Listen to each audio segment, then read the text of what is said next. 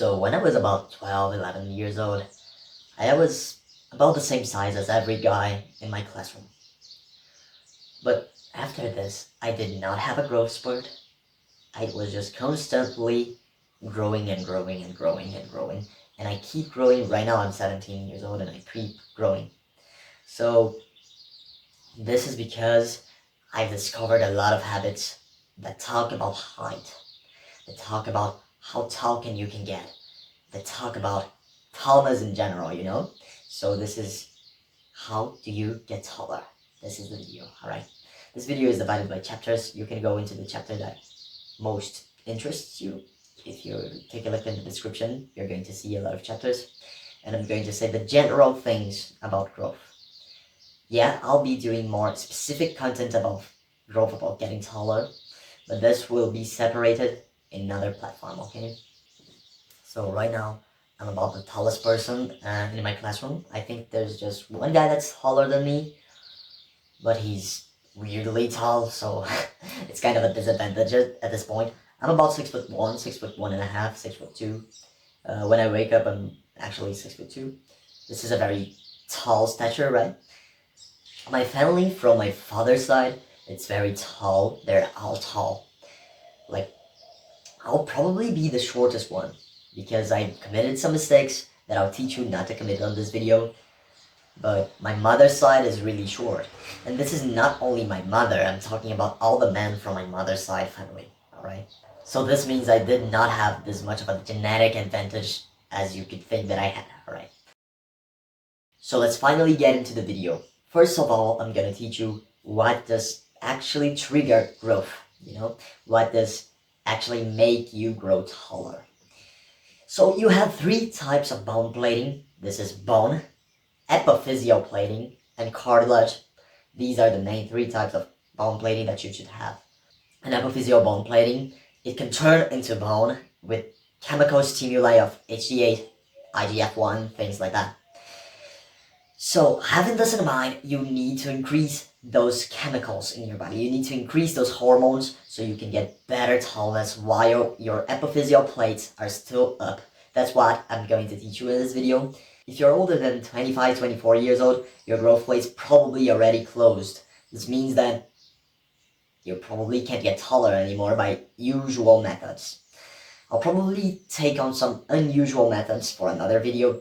They won't require the height surgery, the famous height surgery, you know, where they will break your bones apart on the legs and then they'll stretch it out. I don't know if you know the surgery, but it's very dangerous and it's very invasive. So now I'll not talk about this, but there's other methods to growing taller, even at an old age, even being older than 24 years old. And I'm going to talk to you about this in other videos, alright? This video is not for you if you're older than 25. So having these three platings, you should also know that cartilage does not turn into bone plating, but it can turn into epiphyseal plating, which will turn into bone plating after this.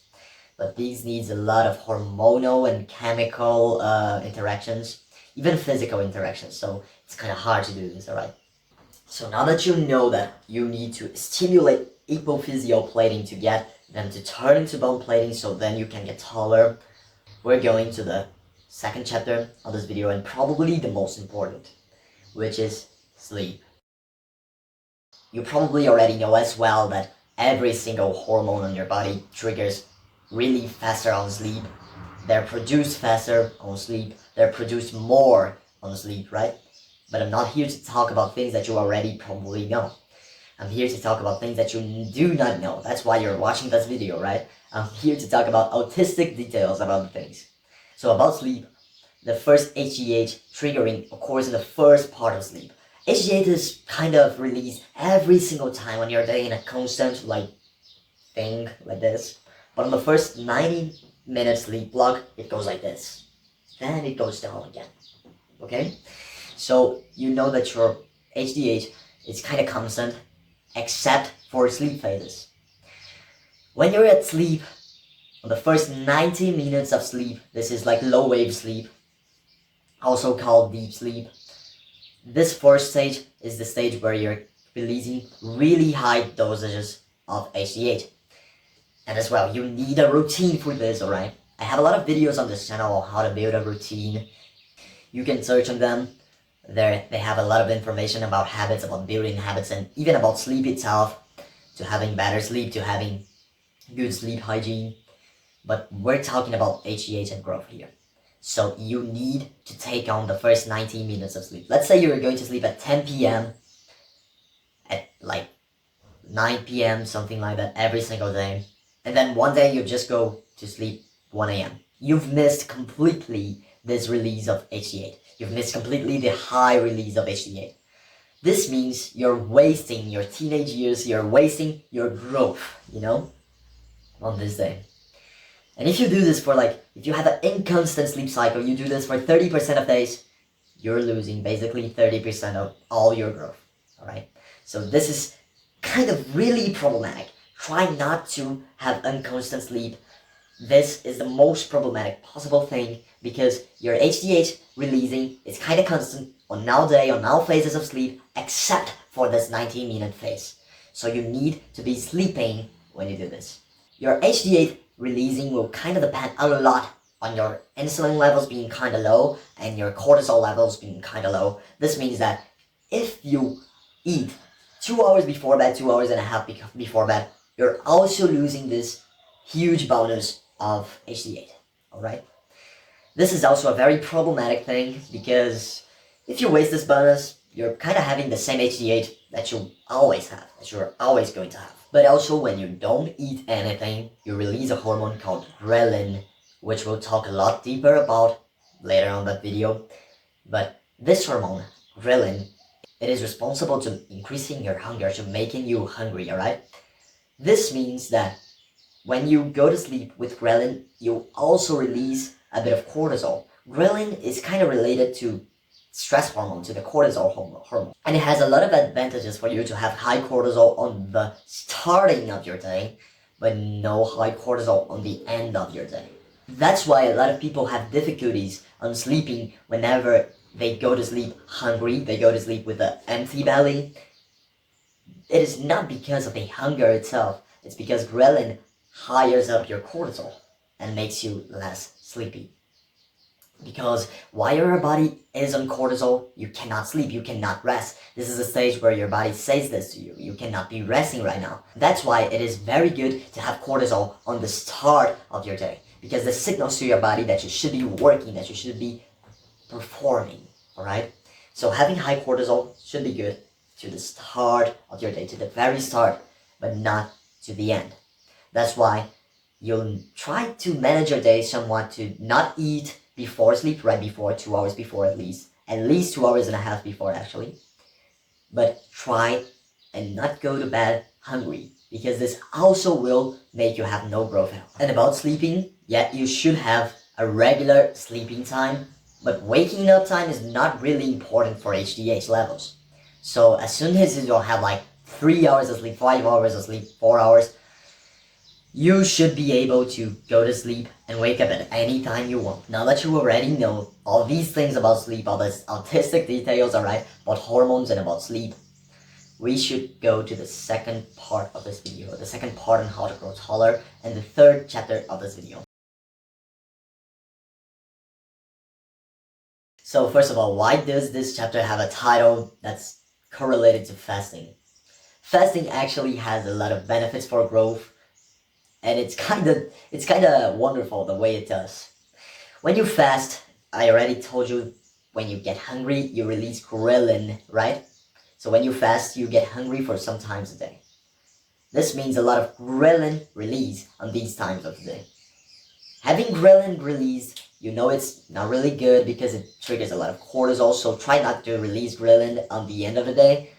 But on the start of the day and throughout the day, releasing ghrelin can be very, very beneficial to HGH levels, because you can add other peaks of HGH and IGF-1, which is also really important for growth. This is insulin-like growth factor, right? Insulin-like growth factor 1. That's why it's called IGF-1. So having this ghrelin, this high ghrelin, makes both these hormones have other peaks on the day, because ghrelin is very similar to the HGH releasing hormone. This is another hormone. I don't know the scientific, the chemical name for it, but it makes you release HGH hormone. But ghrelin also triggers this releasing state. It also connects to the neuroreceptors which make you trigger this releasing state of HGH. This means that fasting is really important, is really useful for a lot of release of HGH. And by the way, you can release a lot of HGH if you want to, even if you're older than 25 years old. This will trigger a lot of muscle growth if you're going to the gym, of course. If not like testosterone, wherever you can just inject and it will, you just get better muscles, bigger muscles. It is much useful to building muscle, yes, but it needs a lot of external stimuli besides just HGH. So knowing about this fasting thing, the most efficient fasting for increasing ghrelin and still having a good diet for you to not lack nutrients, we'll talk about this later on this chapter, by the way, is the fact that you should do 8 to 16 fasting. This means 8 hours that you have time to eat and 16 hours you should be on fasting. So if I would be managing this for my day, this is talking for me, I go to sleep at 6 p.m. and I wake up at 4:30. This is 10 hours and a half of sleep. So in these 10 hours and a half, I cannot eat because I'm sleeping. Kind of obvious, right? But if I already have 10 hours and a half of fasting, I just need to add 5 hours and a half on top of that. This means that for me, my ideal starting time of my eating window would be 10 a.m. I should not eat anything before 10 a.m.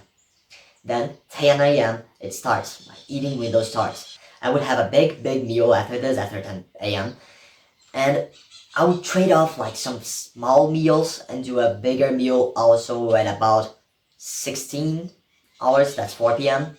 Or like one more big meal at 1 p.m. and then one more at 5 p.m. So after 10 p.m. I would have a really big meal. Then at about 12 o'clock I would have another big meal, and about 3 o'clock I would have another big meal. This is 3 big meals, and I would put my training phases and my working phases outside of this eating window, because having this eating window can make you less productive while doing it, you know? Because when you have a full belly, when you're in a full stomach, you'll be less productive. By the way, this is a huge hack for productivity. You will be more productive if you don't eat. When you're fasting, when you have like an empty stomach, you will be much more productive. If you don't believe me, just try it. I don't have no scientific reason to be telling you this, like every other thing in this video, but this is just a premise. You should try not eating for some long time. You'll see that your creativity, that your productivity, that your work capability will be much higher on this side. And I believe this is because most of your hormones take somewhat of a pause on releasing, on producing when you're digesting something. This includes testosterone, which is a huge hormone for male motivation, for male will to work, love to work, you know. You need to have testosterone to have this will, this strength to work. Testosterone is basically what makes you a man, alright? So having an empty stomach will help you a lot with producing hormones, and it'll make you more productive. This is kind of a bro science because I've never read anything on that, but I suggest you try this for your work routines. Try to work always with an empty stomach, not digesting anything. So going back to the routine that I was talking about, after 16 p.m. I would not eat anything. Then I will go to bed at 18 p.m. And with this, I would have the most of everything, you know. I would have the good food, you know, because this is 3 meals. It's kind of a huge deal. You can get a lot of calories on top of 3 meals. And also on all this eating window, I can eat snacks, I can eat anything basically. As long as it fits my diet. And talking about diet, eating sugar will also trigger less growth hormones. Why is that? Well, I've never actually heard any study that correlates these two, but I'm doing a correlation by myself. When you eat sugar, when you eat a lot of sugar, you get a lot of inflammation on your body. And inflammation basically pauses your hormones. There's a lot of studies on that. This is somewhat different, but when you have these hormones freezed, why would HGH not be freezed, you know? So a low sugar, preferably no sugar diet would be ideal for growth hormone. And for every hormone actually, because having low inflammation makes you so much more able to produce hormones in general, alright? If you're watching this video, you probably want to get taller because of the sexual market value. As young men who use the internet, we all know very well that we should get taller to get social and sexual market value, because this makes our lives much easier.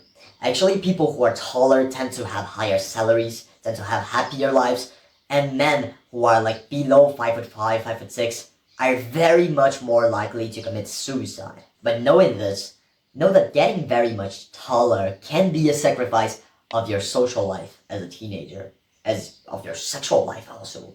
Because usually the most social situations, they happen at the night. And you're going to reserve your night to having constant and good sleeping. Don't worry about this if you're not like very into going to social situations at night.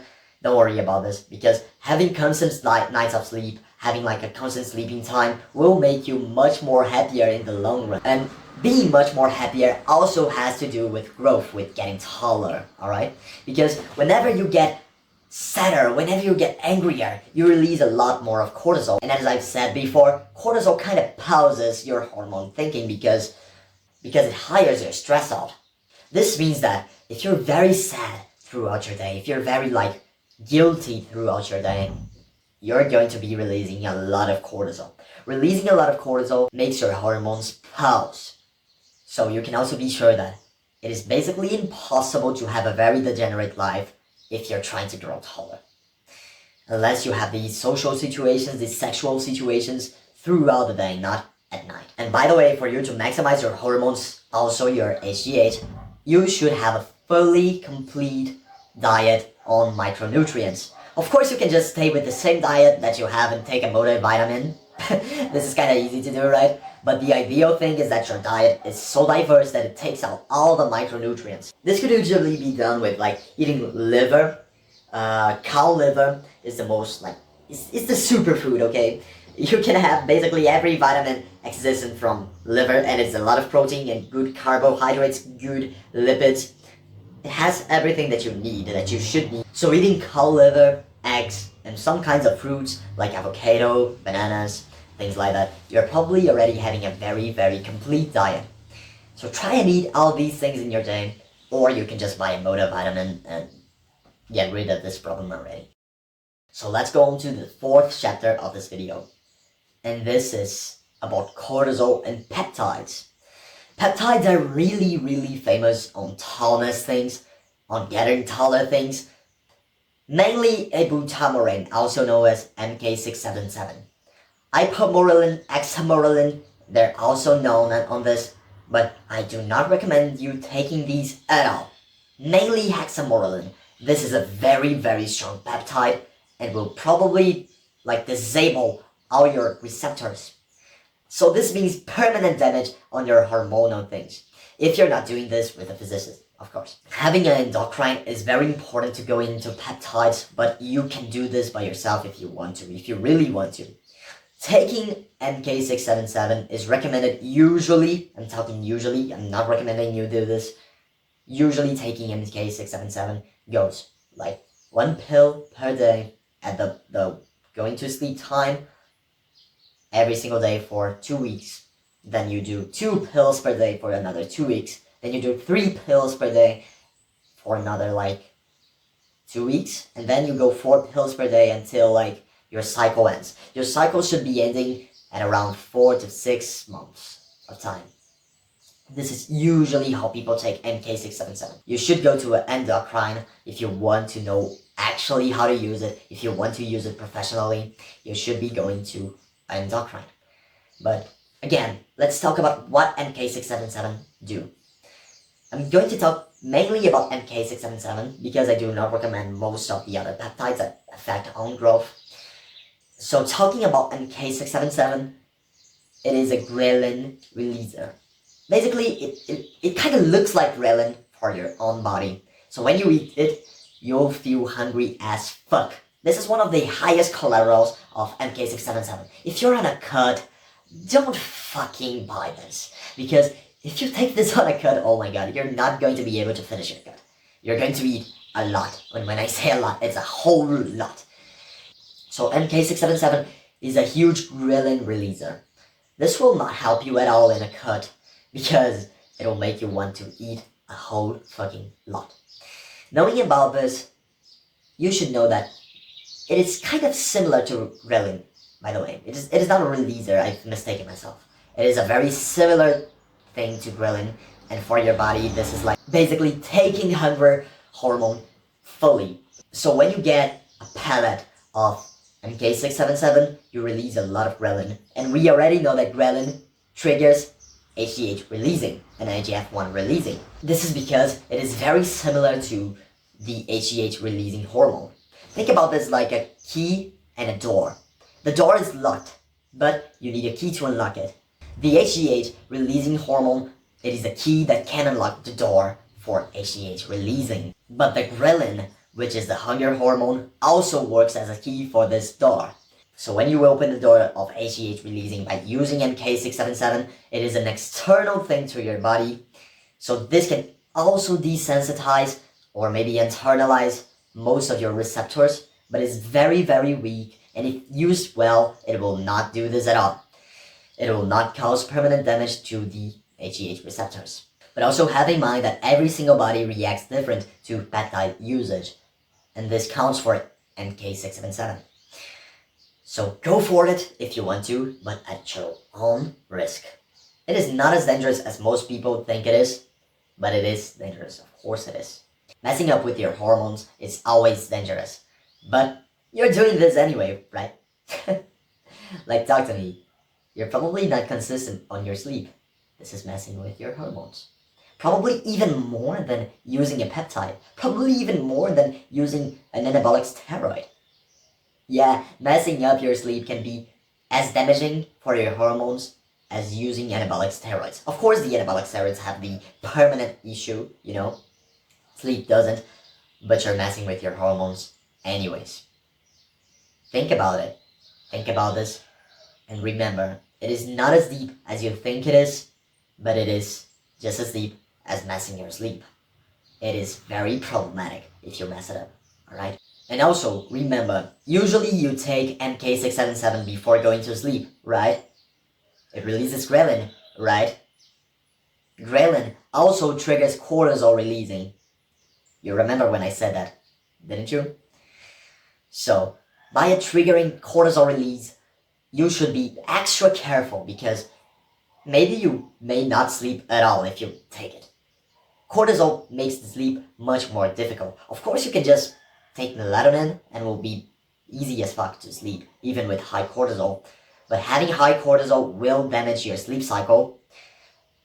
Although having high cortisol right before sleep doesn't damage as much your HGH releasing as not sleeping at all, it does damage. So when you're taking MK677, your HGH will go higher, but your cortisol will also go higher, okay? Be careful with that. Now that I'm done talking about peptides, I'm going to the 5th chapter of this video. And this is cortisol reducing chapter. This is very important also for HGH releasing, for every single hormone releasing actually, because having high cortisol, as I've said millions of times before in this video and on this channel, makes your whole hormone cycle, your whole hormone chain be kind of paused, kind of lazy, because they are prioritizing another thing in the moment. That's what cortisol signals to your body. You need to be working, you need to be active, so you don't need to be wasting any energy producing hormones. You need to be wasting energy on your muscles, on your brain, working, going towards your craft, hunting even. So this is what cortisol signals to us. But today, we have a lot of ways of releasing cortisol. Like, for example, blue light. If you look at the sky, like the sky is right here for me, if you look at the sky, you're going to see a lot of blue light, right? But this should be the only way that you're seeing blue light ever in your life. Our brain and our body didn't really change in the last 5,000 years, I don't know. No, 50,000 years at least. So, having this in mind, you should know that when you look to blue light on your cell phone at night, you're releasing cortisol. You're telling to your brain, it's daytime, it's time to work. even though it is not. Your brain is kind of dumb for these things, okay? It cannot rationalize hormonal things. So you should take a good look at the sky when you just wake up so you can have higher cortisol, so you can be ready for your fucking day. But you should not be looking at the sky at night because there's no skylight, right? There's no sun in the sky to make the sky really blue. It is just pitch black. And yeah, there's some stars in the night sky that release blue light, but this is not even close to being enough for you to have worse sleep. But your cell phone light, it is enough. So you should put your cell phone on gray mode every time that you're going to sleep. This is a way of reducing your cortisol. But you have a lot of other things that trigger cortisol. For example, white light also triggers cortisol. And you should slowly be removing this from your life when you're going to sleep, when it's time for nighttime. Your body shouldn't be seeing really any lights when it's time for nighttime besides the moonlight. There's also a lot of cortisol reducing supplements. The most efficient one yet so far is ashwagandha. It is really, really good for you if you have high cortisol, if you have like a really stressed day. You just take ashwagandha like 4 hours after you wake up and boom, your cortisol goes awesomely lower. Take it also 4 hours before sleeping because it will help your sleep a lot, reducing cortisol while you're sleeping and before going to bed. You can also take it together with MK677 to annihilate the bad effects, annihilate the cortisol effects. It is kind of cool, right, to do this. To actually have low cortisol while you're still on MK677. So you already know that taking ashwagandha can be great for reducing your cortisol. But there's also a lot of other techniques. There's breathing techniques that you can do. There is physical training in general. There's much things that you can do to reduce your cortisol. By the way, try not to have physical training late at night. Try not to have it close to your sleeping time because it'll heavily damage your sleep. Having physical activities can reduce your sleep quality by a lot because it releases a lot of cortisol. So knowing about this, let's go to the last chapter of this video, the 6th chapter. Estrogen and growth plates. So this is actually the most important part. Having high estrogen will stunt your growth. Yes, it will. It's guaranteed it will stunt your growth. Oh, but why is this? Why having high estrogen will stunt my growth? Just take a look at the women and the men alongside you. Usually women are a bit shorter, even if they're like siblings. Women are shorter than men in general. So having this in mind, why does this occur? Remember when I told you about epiphyseal plating, that it can turn into bone plating? When you have a lot of estrogen, the estrogen closes the epiphyseal plating. And what's the only way that you can have estrogen as a man? Because you have no ovaries, so you have no uterus. So how can you produce estrogen? It is through fat. When you have fat, you have an enzyme on your fat that's called aromatase. It interacts with testosterone. And when it does, it transforms testosterone right up into estrogen or estradiol. Estradiol is basically a 500 times stronger hormone than estrogen, and it does the same thing. It is a female hormone. It is a female sex hormone. So having this in mind, you should be lower on fat, first of all, for you to maximize your growth. You can actually just erase this problem also taking something called isomethane, which is also sold as aromazine, and this can trigger in your body a lot of aromatase reduction. So you have this enzyme that only stays on fat, right? So in my belly, I'm really fat in my belly. For example, there's a lot of aromatase. What's isomethane or aromazine going to do? It is going to interact with this aromatase and it will annihilate it. Annihilating the aromatase, you're basically off to go. You have no way to produce estrogen at all. Be careful because this can be dangerous for your libido levels. What I would recommend for taking isomethane, I would recommend about 6 milligrams of isomethane every 3 or 4 days. This should be enough to eliminate all aromatase from your body and keep your estrogen really, really low. Why is it dangerous for your estrogen to be 0? If it closes growth plates, right? You could grow forever if you have no estrogen at all. Actually, you can grow forever. There's even the castrates long ago when they wanted like high-pitched voices, but women were prohibited of singing, they would like pick up some boys from their childhood and cut off their balls. When they cut off their balls, they cannot produce testosterone anymore. Therefore, testosterone cannot interact with aromatase anymore and create estrogen. So they have no testosterone, yes, but they have no estrogen as well. This means that they would grow taller every single time. They are almost guaranteed to reach 6 foot. Every single one wears 6 foot or taller. This is because their growth plates never really closed. Since they have no estrogen, there's no signals. There's no huge signals to the growth plates to close. So having this in mind, you should lower your estrogen, but still keep your testosterone, since we, as young men, we need testosterone, right? We need to be motivated to do our work. We need to be motivated to be on our craft or our mission. So we still need the testosterone, but keep your estrogen levels low. Having a Zemestane can be a huge shortcut for this, but you should get lower body fat. You should get at about 15% and below. Right now, I'm gonna show you my body. I'm not really proud of it right now. I'm not really going to the gym recently, but I am kind of fat. And I have about like 18% body fat, you know? I can't show much, but you can see by my belly that I'm kind of fat right now. So having this in mind, you should be lowering your fat right now. If you're higher than 18% body fat for like 10 years of your life, your growth plates probably closed already. Because high fat makes your growth plates close much earlier due to these interactions that I've told you about estrogen and aromatase. So that's the ultimate chapter of this video. And that's it. Remember, the value of a man is just as high as his ambitions.